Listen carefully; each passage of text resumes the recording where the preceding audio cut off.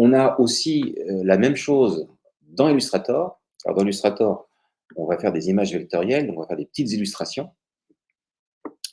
et donc toujours dans le même thème, ici et la possibilité, donc dans un nouveau panneau qui est arrivé ici, qui s'appelle texte en image vectorielle, et bien de générer soit un sujet, soit une scène, soit une icône ou un motif.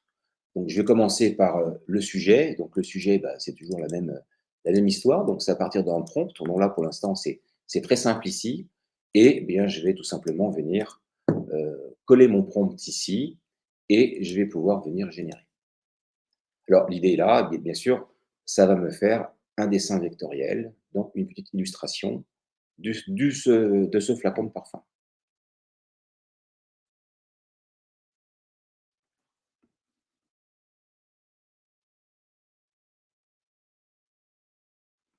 Alors, bon, il s'est placé ici, OK.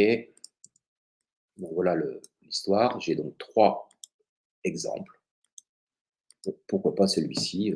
Donc pour faire une illustration d'un flacon de parfum, enfin, franchement, c'est vraiment très très rapide. Ici, au niveau de la scène, eh bien, c'est de mettre ce flacon de parfum dans une situation. Donc je vais le mettre bah, dans une salle de bain, par exemple.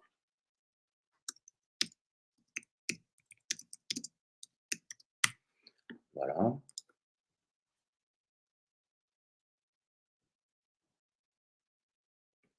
Alors, pareil, c'est plus ou moins long pour la génération. Là, c'est assez rapide. Les motifs, c'est toujours un petit peu plus long. Donc voilà mes trois propositions. Donc j'ai la première, la deuxième et enfin la troisième. Celle-ci me semble peut-être pas trop mal. Donc voilà, ça fait un petit dessin. On peut faire la même chose pour une icône.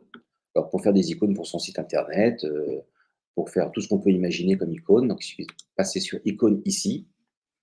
Et puis bah, je vais faire l'icône avec le flacon de parfum.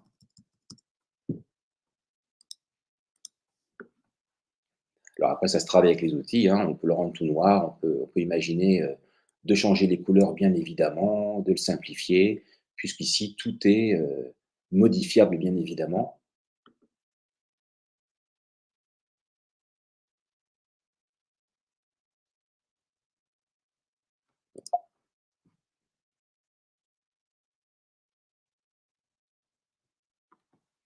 J'ai oublié de sélectionner mon petit dessin, donc il me l'a mis à l'extérieur. Voilà.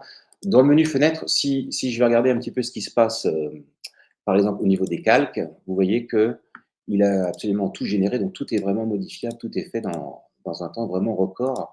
Enfin, c'est vraiment assez incroyable. On peut changer les couleurs, on peut faire tout ce qu'on veut. Et enfin, donc ici, pour conclure avec Illustrator, je voudrais vous montrer le motif. Donc, on va flacon de parfum avec, par exemple, des roses blanches, voilà. Alors ça, c'est toujours peut-être un petit peu plus long à générer.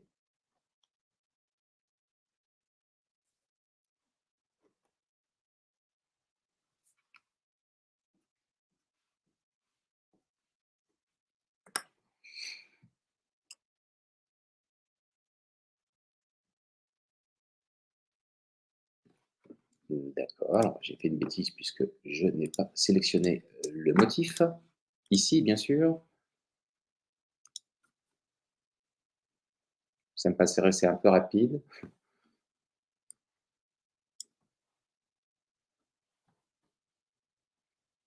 Donc évidemment, à chaque thème, il faut sélectionner ce qu'on souhaite ici.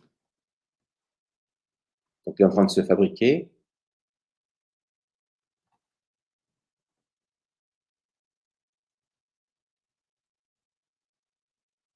Je vous parlais des langues tout à l'heure, hein. Il y a des petits tips comme ça, des petits conseils qui apparaissent, donc plus de 100 langues. Ce qui fait que pour générer du texte, c'est un petit peu plus compliqué. Parce qu'il y a encore un mélange de langues. Là, ils sont en train de travailler, Adobe travaille là-dessus. Et j'espère qu'on pourra bientôt écrire. Ce que fait maintenant plutôt pas trop mal Midjourney dans sa dernière version. Alors le motif, c'est toujours un petit peu plus long, hein.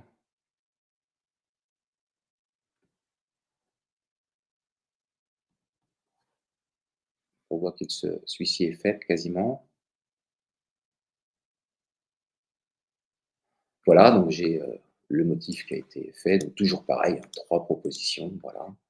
Le premier, le deuxième et enfin le troisième et tout bien évidemment, tout est modifiable comme on veut à partir de cette zone de prompt qu'on va pouvoir indiquer tout ce qui nous intéresse pour générer des différents éléments. Voilà, donc pour Illustrator, j'ai terminé.